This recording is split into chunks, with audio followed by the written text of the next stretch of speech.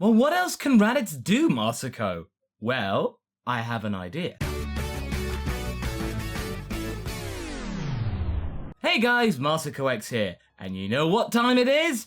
It's time for another What If Week! I whetted your appetites a couple of weeks ago with a What If lightning round, but today we're here for the main course, as we delve deep into part 3 of an unexpectedly popular What If scenario.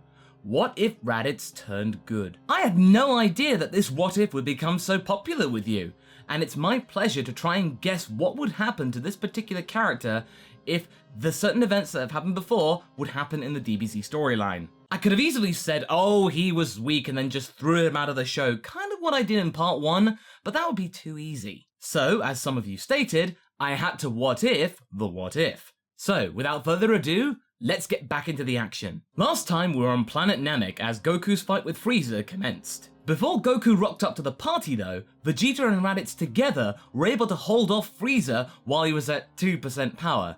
That might not sound really that good, but considering what Frieza was at that time in the series, I think that was pretty good, you know, that they didn't die. However, Raditz's more cautious nature in comparison to other Saiyans made him aware of the fact that he kinda likes living, so he knows where to draw the line and just wait for Goku to show up, his brother, and just finish everything off. As Frieza and Goku fight, Vegeta and Raditz are just left there stunned.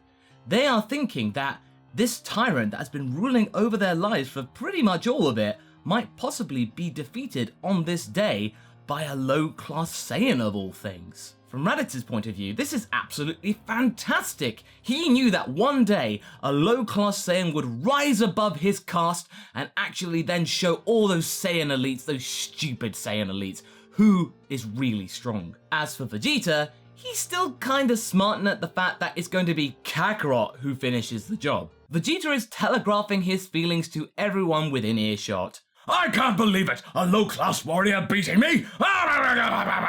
You know, just angry noises. Raditz turns around and smacks Vegeta and calls him a fool. He's kind of amazed by his own audacity in the heat of the moment, but he then regains his composure. He exclaims that Kakarot has transcended beyond the power of any Saiyan that has ever existed. Damn your pride, Vegeta! What I'm feeling right now is real pride! Pride for my brother! Vegeta then punches Raditz in the gut for daring to question him. Krillin then rolls his eyes and comments that they don't need another battle starting up right now, they got enough with Goku and Frieza duking it out. The fight between Goku and Frieza continues, with Frieza achieving 50% of his power and Goku starting to look a little desperate. Frieza is trouncing Goku quite convincingly and viciously. Vegeta is feeling quite vindicated. Ha! So much for the fight of a low-class warrior. Let's just see how Frieza takes up against a Saiyan elite. He then spots that Raditz still has his tail. He then turns to Raditz quickly as Raditz is watching the fight unfold. He then shouts to Raditz that he still has his tail. Raditz then snaps out of his trance and states to Vegeta that yes, indeed, he still does have his tail. Why doesn't he just change into the Great Ape and then try and help his brother?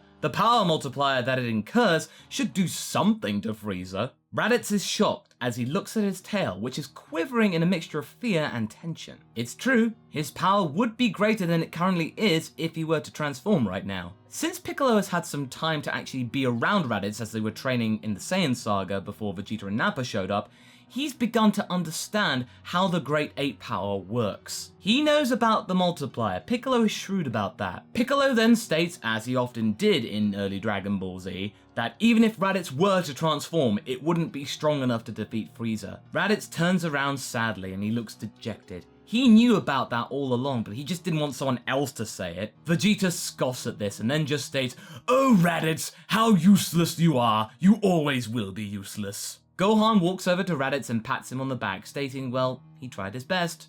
Raditz thanks him quietly. Back to the fight, Goku is getting pummeled as he unleashes his Kaioken times 20, which doesn't prove to be very effective at all against the likes of Frieza. He has no other choice than to power up a spirit bomb greater than the one that he used on Earth. He needs time to charge it though, and this is where Raditz comes into play. If Raditz were to just wade into the battle just like a normal fight and help Goku in his Grade 8 form, that really wouldn't make much sense because he'd just get himself injured or killed.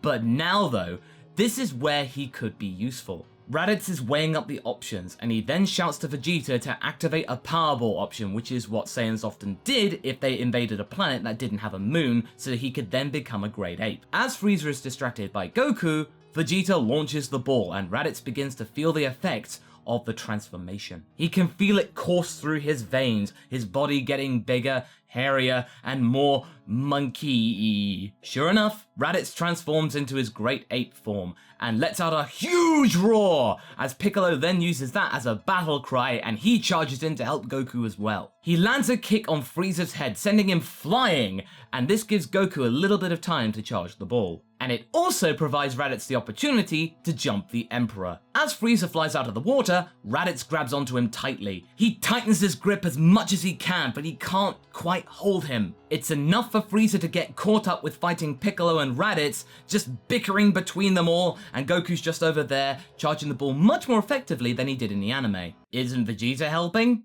No, he's just crossing his arms indignantly, as he often does on the show. You know, that pose. Krillin wants to chew Vegeta out for not helping, but he knows better. He doesn't quite have the chutzpah to actually tell Vegeta off. Piccolo and Raditz are of course no match for Frieza, but it's still an effective diversionary tactic. It was worth doing, and come on, it's Frieza fighting a really giant monkey. That would have looked awesome. The whole point of these what-ifs is to make them entertaining as well as factually accurate. Goku successfully launches the Spirit Bomb, and it engulfs Frieza, sending him down into the ocean like it does in the anime. Vegeta, actually surprised this whole thing worked, negates the Powerball, it disappears, and Raditz turns back to normal. Everyone gathers around Goku as they pull him out of the water. Raditz goes over to Vegeta with a huge smirk of satisfaction. "Oh look, it's Vegeta! Tell me, what hole did you crawl out of?" Vegeta just ignores this and turns away. As the gang are congratulating themselves, Frieza then reappears and aims a death beam directly at Goku. Raditz quickly turns around and jumps in front of his brother, taking the blast in the shoulder, and collapses, barely alive. Don't worry, I'm not gonna kill him, he's just gonna be out for the count for a little bit. After this first death beam, Frieza then launches another death beam within milliseconds of the first one at Piccolo, like in the anime. He too falls down unconscious. Frieza then does the same thing that he does to Krillin in the show, so yeah, we know how that turned out. The tyrant then spots Vegeta scowling and huffing in the distance and goes, "Oh look, it's Vegeta, good to see you. I almost forgot you were here, but oh, don't worry, you won't be in a moment." As this is going on, Goku is absolutely livid. He is twitching and quivering with fury. This catches Frieza's attention, and Goku transforms into the legendary Super Saiyan, like in the original timeline. Vegeta, now having witnessed an actual Super Saiyan before his very eyes, is both stunned and furious. "What? How? Kakarot, the legendary Super Saiyan? It should have been me!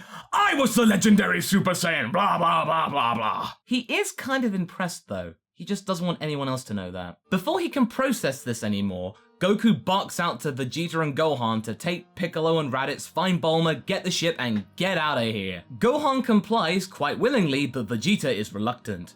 Goku, instead of saying anything, gives Vegeta the look that he gives Frieza in the original show, and you know how badass that look looks. Yeah, Vegeta kind of crumbles and complies along with Gohan. The fight between Goku and Frieza happens just like it does in the regular story. It all ends up thanks to the resurrection of Guru and everyone else killed by Frieza and his men, with everyone except Goku and Frieza being teleported off Namek and onto Earth. They can just leave the two powerhouses to duke it out as the planet blows up. Meanwhile, Raditz and Piccolo are healed by a now revived Dende. Raditz would then walk over to Vegeta and just stare at him with a mix of satisfaction and contempt. Vegeta, again, ignores this. He doesn't have to take any of this. For the rest of this arc, things tend to stay the same as they do in the regular series. Goku refuses to return to Earth, Vegeta then goes off into space to try and train and find Kakarot so he too can become a Super Saiyan, and the Namekians create a new planet Namek and cart themselves off to it further down the line. There is no Garlic Jr. saga.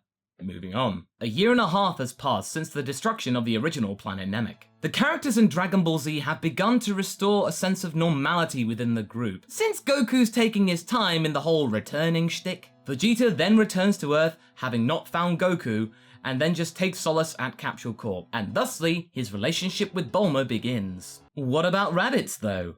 Well, in this whole scenario, I believe another character could be reintroduced. Launch. Launch Masako? Yeah, well, why not? What else is she doing in the series past the Saiyan saga? I mean, nothing, so it can't hurt. Sure, she did have a little thing with Ten Shinhan, but Toriyama, in an interview that he did in 2013, ultimately stated that it didn't work out between them. He flat out said that Ten Shinhan wasn't interested in a romantic relationship, so where do you go from there, Launch? I say that instead of Ten Shinhan, she shacks up with Raditz. Well, I believe it has something to do with the fact that it all started back in the Saiyan saga. As Raditz was training with Gohan and Piccolo, he would have spent some time around Kame House, where Launch lives currently. He might have been privy to Launch's outbursts and found them fascinating. He might have even been mesmerized and just endeared and fell in love with her right there and then. He would have been amazed by her strength and feistiness. After all, this is what drew Goku partly to Chi-Chi and Vegeta to Bulma: strong women. Of course their femininity, but most importantly, their strength in character and their literal strength. I feel that once Raditz could have some time to settle down and, not die, he and Launch would have connected. Good Launch would have been endeared to Raditz because he was slightly different to Goku, but a lot different to Vegeta. He was kind of like a happy medium. And when she was in her blonde form, Raditz would actually stand up to her, which is something that she wouldn't have expected, and might have turned her on. And I think he would have been turned on quite similarly. So before Trunks arrives, I believe that relationship will have hit its honeymoon period.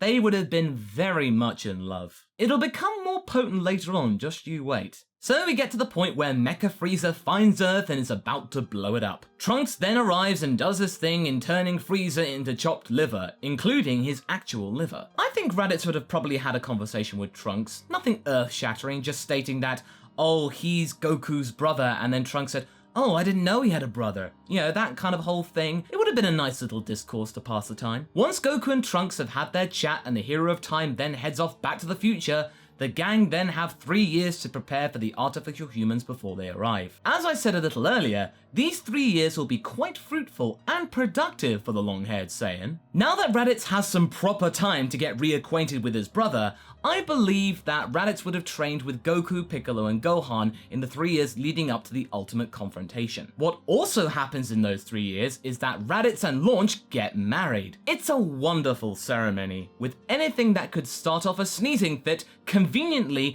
and professionally removed. No pepper or pollen-soaked flowers to be seen. Where would they live? I'm guessing probably close to Goku and Chi-Chi, just so that he and his brother can get some time together. Good Launch would quite like this simple life, just hanging out and talking with Chi-Chi and just being able to just relax, not do any heavy lifting or activities. And Blonde Launch I think would have been okay with it because they would have had a car, Raditz could fly, they could just cart themselves off to the city to have a good time. She won't be picky, just so long as Raditz takes her to a good bar so they can have a good drink. Would they have a kid? Oh yeah, I think so. But what would their name be? I don't really know. I'll leave that to you guys. What would you think the son or daughter of Raditz and Launch could be called? Leave a comment below and I'll pick either the highest voted or my personal favourite name to be selected for the upcoming parts. I'll also leave a poll up top asking whether their child is a boy or a girl. Your call, chums. As for the actual training, I think it will go rather well. With another fighter who is just as strong, if not stronger, than Piccolo or Vegeta, Raditz would prove quite useful in Goku's training. It's all thanks to that Death Beam Zenkai boost that Raditz suffered alongside Piccolo. That would have helped him greatly. Vegeta wouldn't have had that, so Raditz would have had a head start in this saga. As a result, everyone would benefit from Goku and Raditz's presence. Would Raditz go Super Saiyan? Oh yeah, he has the power to do it now, but it would still take a lot of training. Raditz would also have to relive all the trauma that he had suppressed during his time in the Frieza Force. I think all that horror, upheaval, bloodshed, fear, anger, that would have been enough for Raditz to transform into a Super Saiyan. It would have been emotionally painful as well as physically painful, but I think Raditz would have come out the other end stronger for it. So there we go, part 3 of the What If Raditz Turned Good adventure. Will there be a part 4? Probably. It's all down to you. Would you like to see another part? Vote in the poll up top and have your say. I thought this this part was pretty fun. We got to see Raditz play his part, show up Vegeta, find love, truly bond with his brother, and eventually become a Super Saiyan. Everything is coming up Raditz now, and it's actually quite satisfying. So what do you guys think? Did you like this part? Is there anything you would have liked to have seen or I might have missed? Leave a comment below, and let's get this discussion going. Anyway, I hope you enjoyed this video. Until the next one, be sure to like and subscribe. Catch you later!